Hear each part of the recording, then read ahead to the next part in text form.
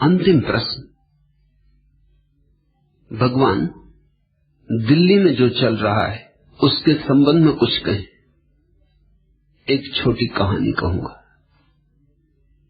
लंका का पिछला शासक रावण जब मरने लगा तो राम ने लक्ष्मण को उसके पास राजनीति की शिक्षा लेने के लिए भेजा, यह कहकर कि तात अपन जीत तो गए हैं मगर अपने को यहां शासन चलाने का कोई अनुभव नहीं, इससे पूछ कर आओ कि कैसे क्या चलाना। लक्ष्मण वहां गया, रावण से कहा कि अब तू तो मर ही रहा है, यहां शासन कैसे चलाएं, यह बताता जा। रावण ने कहा कि आधी राजनीति मैं करता था, आधा कुंभकर्ण, तुमने कुंभकर्ण से भी संपर्क साधा था क्या? लक्ष्मण ने कहा वह कह रहा है, वह कह गया है कि आनंद से जमकर खाना पे लो और सोफे पर आराम से आंखें मूंद कर डले रहो, यह पद्धति सर्वश्रेष्ठ। यह बताओ, रावण ने पूछा, तुम लोग तानाशाही मचाओगे कि प्रजातंत्र से चलोगे? कौन सी पद्धति उपयुक्त होगी? जनता को क्या जमेगा? कुछ नहीं, रावण ने कहा, जब तानाशाही मचाओगे तो जनता प्रजातंत्र के लिए छटपटाएगी और जब प्रजातंत्र लागू करोगे तो तानाशाही के गुण गाने लगेगी। फिर क्या? ऐसे चलना कि लोग समझ ही ना पाए कि तानाशाही है या प्रजातंत्र। कुल मिलाकर एक कंफ्यूजन की स्थिति बनाए रखना। जनता के लिए कुछ कार्यक्रम वगैरह, बस साल 2 साल में एक आध नया नारा दे देना और धकाते रहना, न हो तो आपस में लड़ाई झगड़ा शुरू कर देना। जनता से कहना कि हमारे आपस के झगड़े निपट जाएंगे तब तुम्हारे लिए कुछ करेंगे। अब यह ध्यान रखना कि अगला चुनाव आने तक वे आपस के झगड़े कहीं निपट न जाएं। यह कह के रावण ने आंखें मूंद ली। सुना है उसके बाद जम्बूद्वीप में राम राज्य आ गया। यही सब दिल्ली में हो रहा है, जम्बूद्वीप में राम राज्य आ रहा है।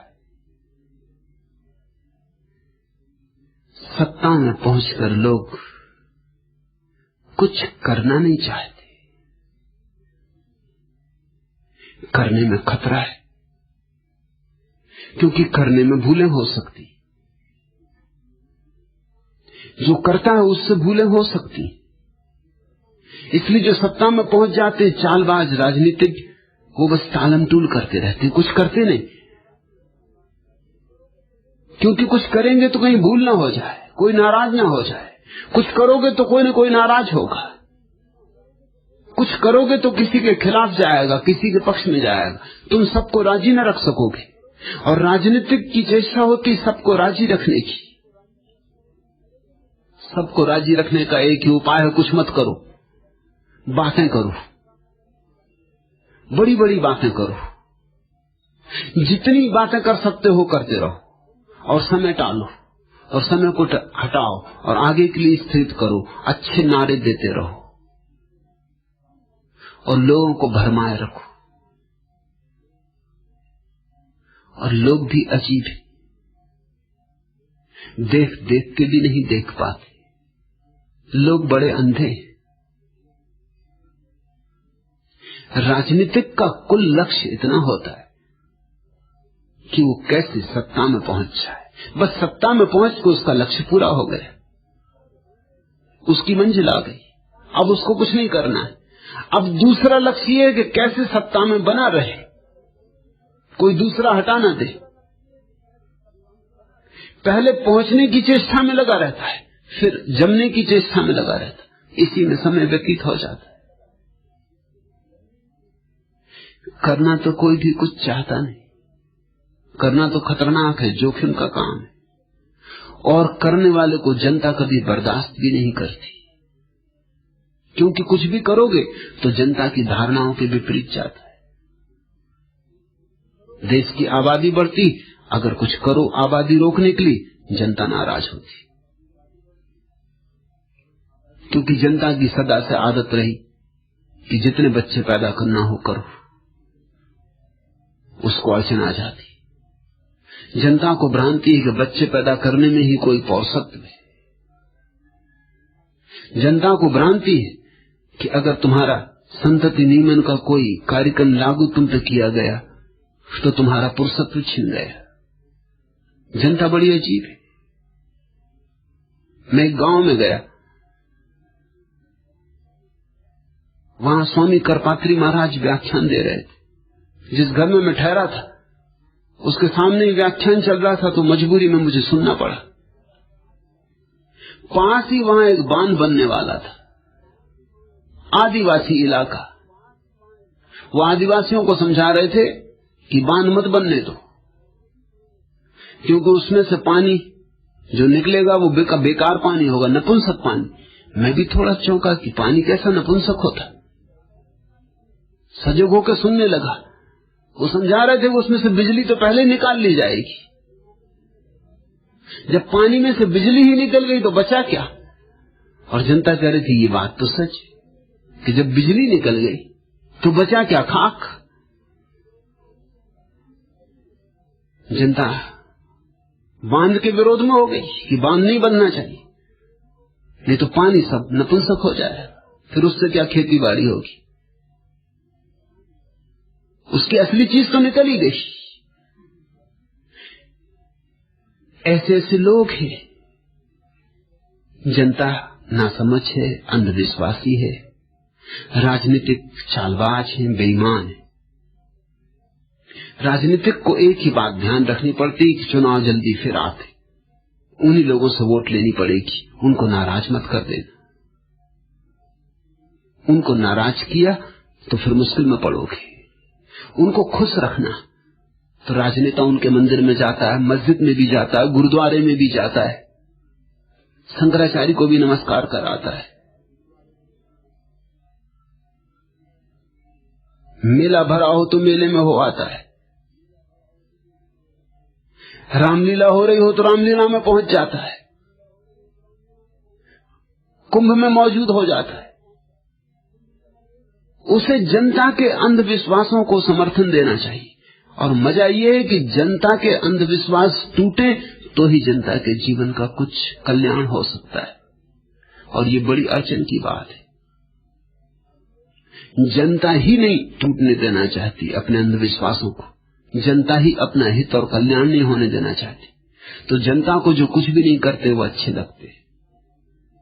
इंदिरा पर नाराजगी का कारण यही था, उसने कुछ करने की कोशिश की। मोरारजी से जनता खुश रहेगी, उन्होंने कुछ किया ही नहीं, ना खुश होने का कोई कारण ही नहीं, वो कुछ करेंगे भी नहीं, समय गुजारेंगे।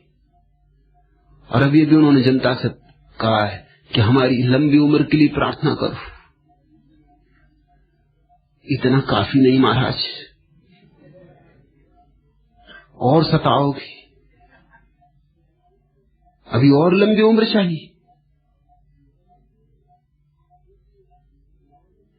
इस देश को कुछ बातें समझनी होगी। एक तो इस देश को यह बात समझनी होगी कि तुम्हारी परेशानियों, तुम्हारी गरीबी, तुम्हारी मुसीबतें, तुम्हारी दीनता के बहुत कुछ कारण तुम्हारे अंधविश्वासों में। और जब तक तुम्हारे अंधविश्वास न तोड़े जाएं, तब तक तुम्हारी दीनता भी नहीं मिटेगी, तुम्हारी गरीबी भी नहीं मिटेगी, तुम्हारी परेशानी भी नहीं मिटेगी। और जो भी तुम्हारे अंधविश्वास तोड़ेगा तुम उससे नाराज हो जाओगे। इससे लोग मुझसे नाराज, मुझे राजनीति से कुछ लेना देना नहीं, क्योंकि मैं मौलिक काम में लगा हूं। मैं जड़ काटने की कोशिश कर रहा हूं। मेरी पूरी फिक्र यह कि तुम्हारे अंधविश्वास टूट जाएं। तुम्हारे अंधविश्वास टूट जाए तो सब ठीक हो जाएगा। तुम्हारे पास थोड़ी सी समझ आ जाए, तुम 20वीं सदी के हिस्से बन जाओ। भारत अभी भी समसामयिक नहीं है, कम से कम 1500 साल पीछे घिसट रहा है। ये 1500 साल पूरे होने जरूरी है। भारत को खींचकर आधुनिक बनाना जरूरी है। ये काम राजनीतिक नहीं कर सकते, ये काम दिल्ली में नहीं हो सकता। यह काम तो उन्हें करना होगा जिनका राजनीति से कुछ लेना देना नहीं। मेरा कोई लेना देना नहीं राजनीति से, मेरी कोई उत्सुकता नहीं राजनीति में। लेकिन जरूर मेरी उत्सुकता है कि इस देश का भी सौभाग्य खुले, यह देश भी खुशहाल हो, यह देश भी समृद्ध हो। क्योंकि समृद्ध हो यह देश तो फिर राम की धुन गूंजे, समृद्ध हो यह देश तो फिर लोग गीत गाएं, प्रभु की प्रार्थना करें। समृद्ध हो यह देश तो मंदिर की घंटियां फिर बजे, पूजा के थाल सजे। समृद्ध हो यह देश तो फिर बांसुरी बजे कृष्ण की, फिर रास रचे। ये दीन दरिद्र देश, अभी तुम इसमें कृष्ण को भी ले आओगे तो राधा कहां पाओगे नाचने वाली? अभी तुम कृष्ण को भी ले आओगे तो कृष्ण बड़ी मुश्किल में पड़ जाएंगे। माखन कहां चुराएंगे? माखन है कहां?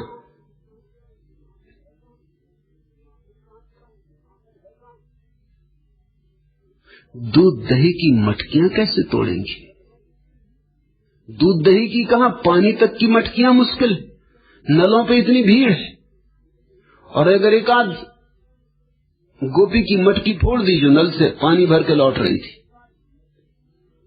तो पुलिस में रिपोर्ट दर्ज करा देगी कृष्ण की। 3 बजे रात से पानी भरने खड़ी थी, 9 बजते बजते पानी भर पाई,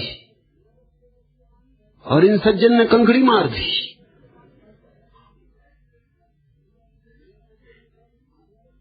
धर्म का जन्म होता है जब देश समृद्ध होता है। धर्म समृद्धि की सुवास। तो मैं जरूर चाहता हूं ये देश सौभाग्यशाली हो, लेकिन सबसे बड़ी अड़चन इसी देश की मान्यताएं हैं। इसलिए मैं तुमसे लड़ रहा हूं, तुम्हारे लिए। तुम ही मुझसे नाराज होगे, तुम ही मुझ पर कुपित हो जाओगे, क्योंकि मैं तुम्हारी जमीन पैर के नीचे से खींचूंगा। मगर जमीन खींचनी ही होगी। तुम्हें नई जमीन चाहिए, तुम्हें नई भावभूमि चाहिए, तुम्हें चित्त का एक नया संस्कार चाहिए, तुम्हें एक नया आकाश उपलब्ध होना चाहिए। तुम कब्र में बंद हो गए हो। दिल्ली के लोग तुम्हारी कब्र पर फूल चढ़ा रहे। आज इतना है।